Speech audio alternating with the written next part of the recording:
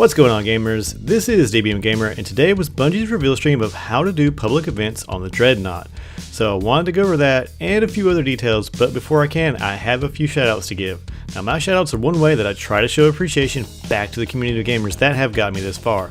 So a major thank yous go out to Isaiah Bale, Kevin Briggs, Dylan Bates, Angel Martinez, Bubba Kane, and Strange Coin and Aaron Robertson for also following me on Twitter. So several cool things got shown today. Earlier I uploaded a big surprise at the end because Bungie said they weren't going to show that on YouTube, so I thought I'd hook you guys up. Now the Taken King will launch at midnight, 9:15.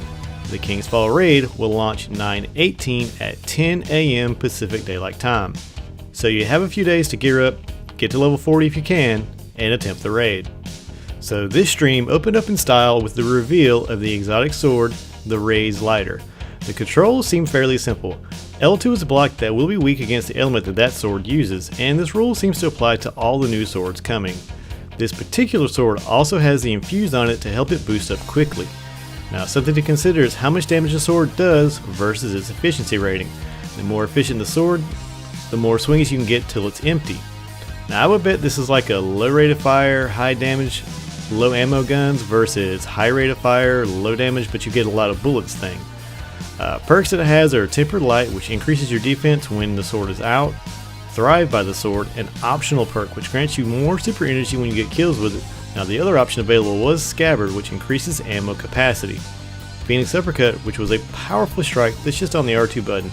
Every time it landed, it hit 3 times, doing about 30,000 damage total. And lastly, another optional perk of increasing the damage of the R2 strike. Now the catch is, swords cannot be bought. They have to come from something within the Taken King expansion, but that's all we know right now. On the sword itself, it says that you forged it with your own hands. Now we got to see a lot of action and a lot of interaction with tougher enemies. Now that was cool watching how they moved around. To begin the Court of Oryx public event, you need a few things. First, a rune. Now they come in 3 varieties. I pointed them out about 2 weeks ago on the previous reveal streams. You can rustle one up just by messing around the glowing balls that we have seen. Now in the stream they were referred to as Taken Blights. Once you pop one, a baddie will come out, kick their ass, and you may get a rune. Then they went on to discuss how to find Worm Spore easily. Here's a tip: be a hunter. The Night Stalker has a perk called Keen Insight. Now there also will be ways to find them easily, like the ghost shells that will have perks on them to find materials easily. Now I gotta say though, like last time, I love the architecture that's on this ship. Hive carpenters can come decorate my house any day. Now present your rune to the statue and you're off to the races. Now a cool aspect of this, if you don't have a high enough rune because there are different levels, you can hang out in the area and someone else could present one. Now the presenter would get the best loot, but anyone who jumps in the public event will get something. Now this will be an incredible social place on the Dreadnought. You can have up to 9 players in the area working together. Kill the boss to get the loot chest. It seems simple till each one of the bosses comes with his own mechanic. Now similar to the Prison of Elders bosses, rotating shields was one of the mechanics shown on display. Seraph loot? Yeah, oh yeah. You also get Bane rep or Eris rep, whichever you want to call it at this point. You get 25 rep on a tier 1 and 60 on a tier 2, so maybe 100 on tier 3? Now after completing a round, you'll have to wait about 40 seconds before you can trigger it again. This is more of a cleanup step, and it seems to give everyone a second to decide what's next, or someone else can trigger the event and get the bigger reward. The higher level, tier 2, you need to charge up those stolen runes by beating tier 1 baddies. 3 baddies down and you can attempt a tier 2 public event. Tier 2 in this case means you will take on 2 tier 1 enemies at the same time.